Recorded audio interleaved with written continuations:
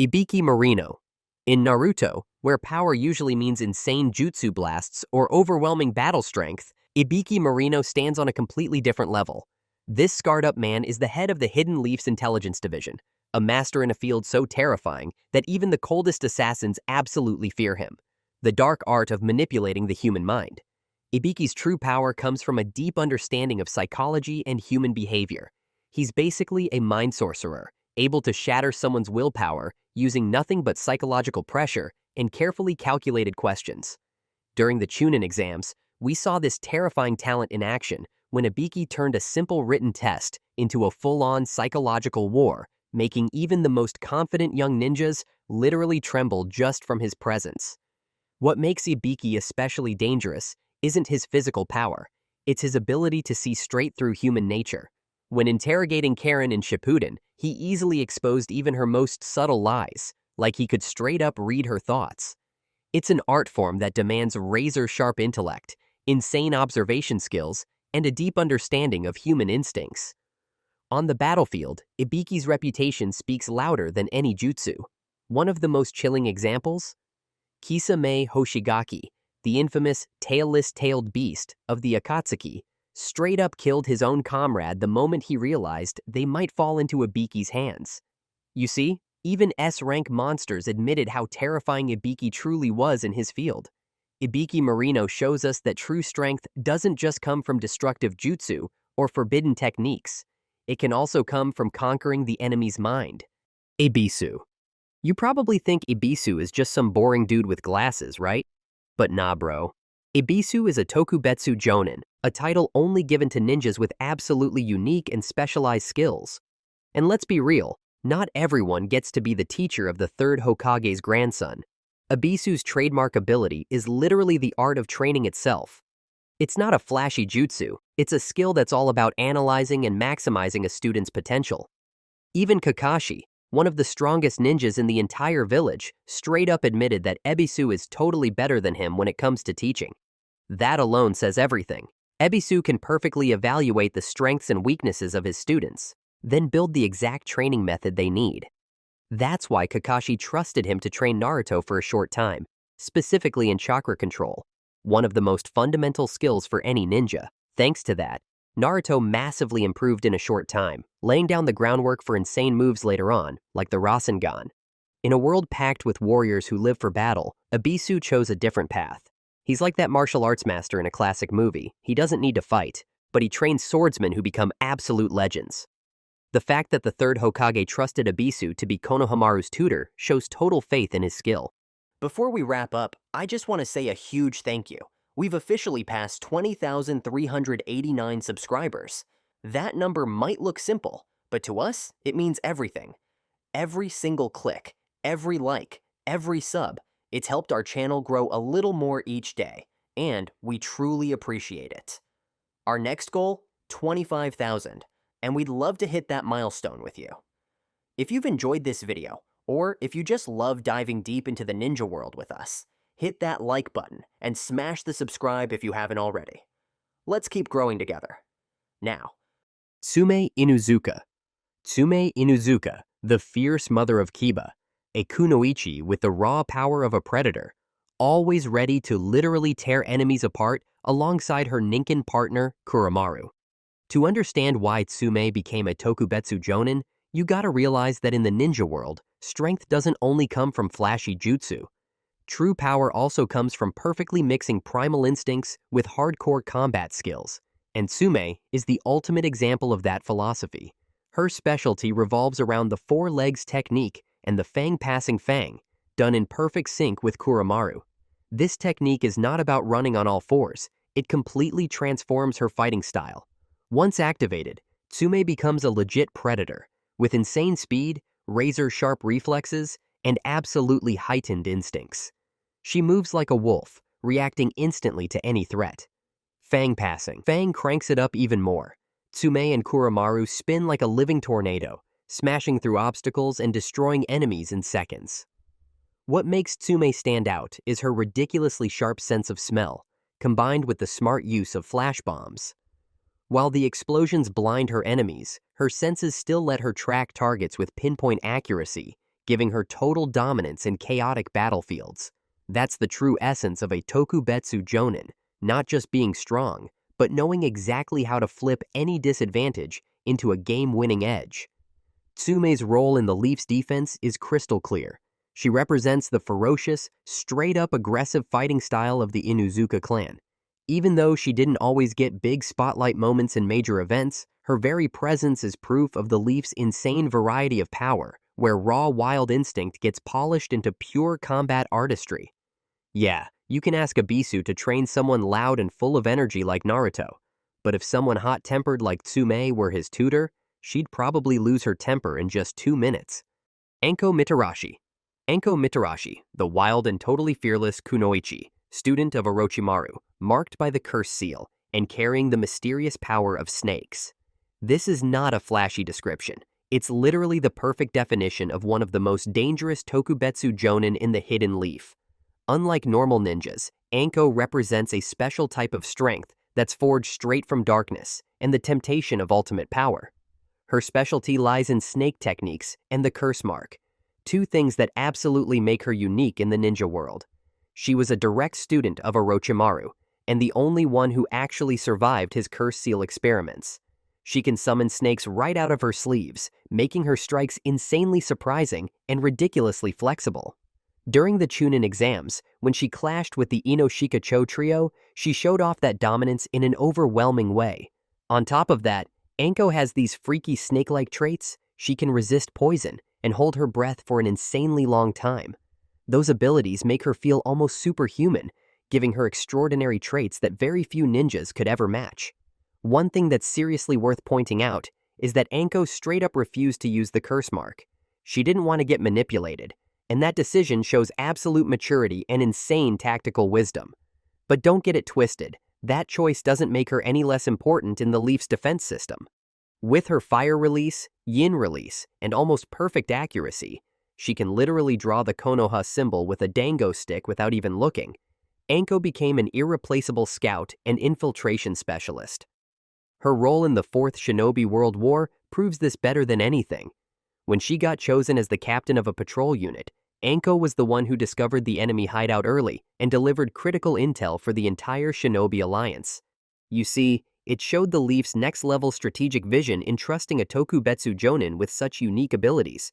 Muta Aburame. Muta Aburame, the absolute insect master of the Aburame clan. A scout ninja who wields deadly power through tiny bugs that are way scarier than they look. Well, if you think controlling insects is just some goofy trick, then you've totally misunderstood what this Tokubetsu Jounin can do. Muta's unique specialty comes from controlling two signature bug types of the Aburame clan. The Kikaichu live inside his body, feeding on chakra to survive, and they can swarm enemies in massive numbers, completely overwhelming them. Even worse, they drain the opponent's chakra directly, weakening them from the inside out.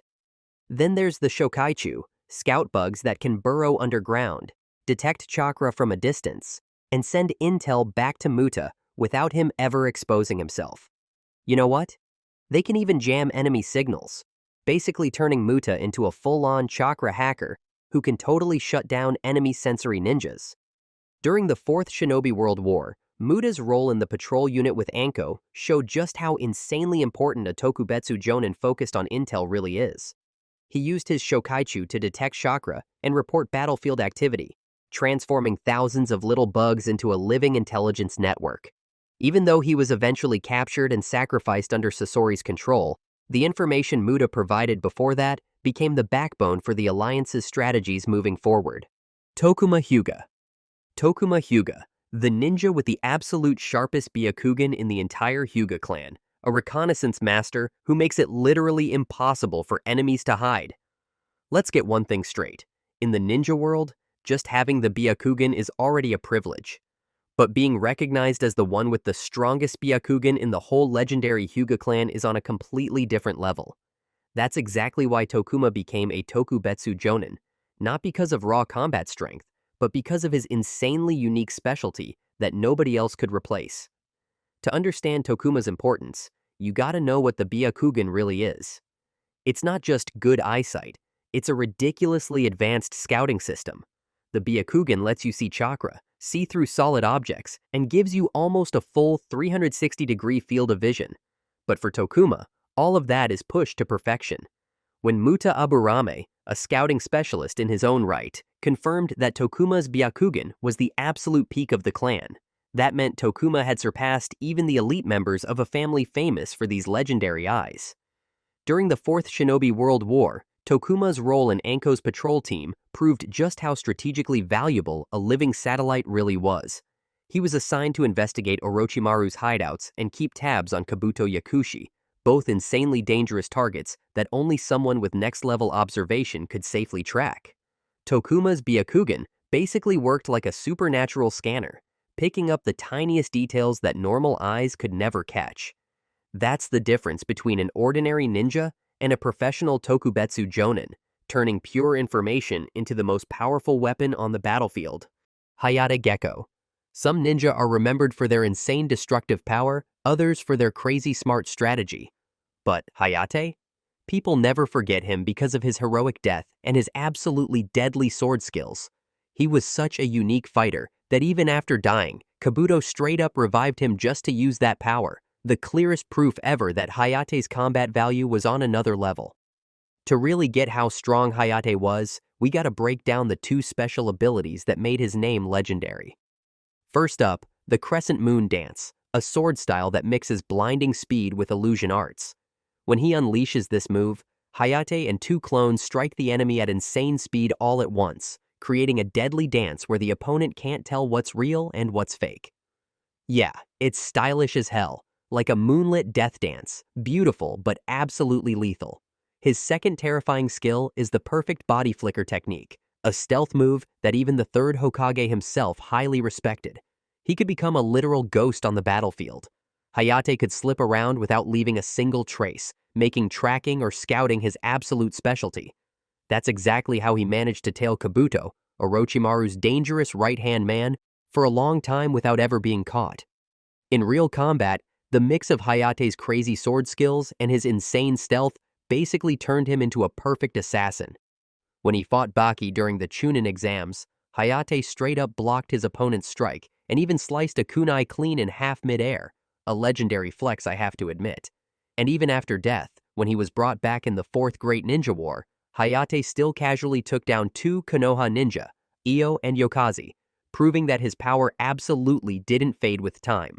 You see, the fact that the third Hokage personally trusted him to spy on the most dangerous enemies speaks volumes about how important Hayate was to Konoha's security system.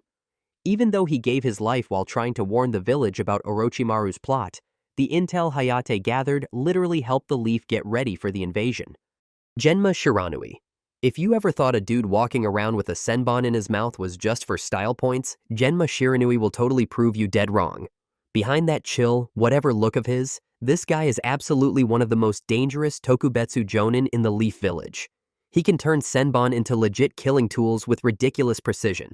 Like when he went up against Baki, a high-ranking ninja from the Sand Village, Genma literally spat out two senbon from his mouth and blocked Baki's projectiles mid-air.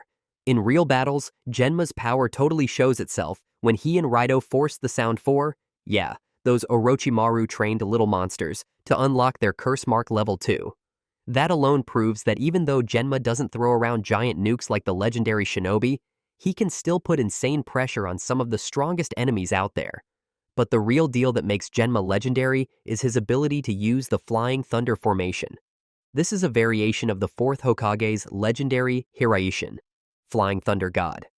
With this technique, Genma and his squad can instantly teleport right next to the Hokage. And here's the thing, this isn't just a casual move. Space-time jutsu like this demand absolute coordination and crazy technical skill. Only the elite of the elite can pull this off, and Genma is straight up one of them. During the Fourth Shinobi War, this technique wasn't just for show. It was fully used to back up the entire Shinobi Alliance, to take Terumi to the battlefield, proving Genma's value is absolutely irreplaceable when things get real. Aoba Yamashiro. In a Naruto world full of ninjas with godlike powers, Aoba Yamashiro went down a totally different path. He didn't rely on brute strength, but on sharp intelligence and crazy smart tactics. His specialized technique is summoning a bunch of crows. It's like turning the battlefield into pure chaos with a storm of darkness. When hundreds of crows explode onto the scene, they will block vision, and they literally mess with the enemy's head, making the fight feel like a psychological nightmare. When Aoba faced Kakuzu, the way he used those crows to hide Raido was straight up genius. He wasn't trying to win with raw power, he was creating the perfect opening for his team. That's the core of a smart ninja, flipping weakness into strength and turning total chaos into a deadly advantage. And Aoba's paralyzing chakra transmission technique proves just how strategic he really is. He used to fight against Kisame. Sure, it didn't work against a monster like that Sharkman, but against normal enemies, it's absolutely terrifying. The point is, Aoba always knows his limits. He never wastes energy on impossible fights. That's the wisdom of a veteran who plays the long game. Raido Namiyashi. Raido Namiyashi is all about efficiency, deadly precision, and smart battlefield support. As a Tokubetsu Jounin, Raido doesn't stand out for having every skill in the book. He shines because he's a specialist in assassination and tactical backup. His main weapon is the Kokudo, a jet black sword that doesn't reflect light. Most of the time, he coats it with poison to make every slash insanely lethal. Unlike the iconic weapons wielded by main characters, Kokudo fits Raido's whole vibe: silent, quick, and absolutely lethal without showing off. In his fight with Kakuzu, Raido didn't need some giant explosion of chakra, he just landed one perfectly timed cut that saved his teammates. That's his whole philosophy in action. One right strike beats 100 flashy moves. Raido also teamed up with Genma to pull off the Flying Thunder formation to teleport Mizuka Geimei Terumi straight into the battlefield during 4th Great Ninja War. Yeah, Raido was a crucial part of coordinating the war effort, and let's not forget his role as a Hokage's bodyguard. Raido handled top-tier missions, like forcing the Sound 4 to go Curse Mark Level 2 or helping escort the daimyo to safety. These jobs didn't need overwhelming power, they demanded trust, quick reactions, and rock-solid combat skills. That's exactly what makes Raido so badass. He's not the loudest, he's not the flashiest, but he's always reliable and always deadly when it matters. Tono Katasuke. In Naruto, power is usually measured by flashy jutsu and god-tier combat skills, but Katasuke is built different. He doesn't throw kunai or spam fireballs. This dude literally arms himself with pure science and turns wild ideas into real working tech. What makes Katasuke totally unique is his insane ability to research and build next-level ninja technology, especially prosthetic arms and legs. And you gotta know that they aren't just basic replacements, bro. We're talking fully engineered chakra-powered gear that works just as perfectly as the real thing. When he made a prosthetic paw for Shimaru and full-on arms and legs for Ao, we know it was about opening a brand new era where science and chakra collide. And in Boruto's post-war era, his role is absolutely crucial. So many veteran shinobi got wrecked in the wars, losing limbs and their ability to fight. Katasuke's tech is literally the key that lets them step back onto the battlefield. Just look at Ao, the man was basically retired and broken, but thanks to Katasuke's prosthetics, he could still throw down and serve the village again. Katasuke's approach is completely different from the usual ninja way. While other shinobi spend their lives training their bodies and sharpening their fighting skills, Katasuke throws himself fully into research and pure creativity. He's basically the Leaf's own Tony Stark, straight up turning science into superpowers and building tools that can literally change the outcome of a battle. And his influence goes way beyond just his own skills. As a core member of the Scientific Ninja Tools team, he's not only restoring injured warriors, but also actively shaping the future of the Hidden Leaf for the next generation. The fact that even Shikamaru, one of the sharpest tacticians ever, openly recognizes Katasuke's value shows that in this modern era, scientific intelligence has become an absolutely essential strategic weapon. Vegapunk in Naruto verse. Alright, that's it for today. Thanks for watching, and we'll see you next time.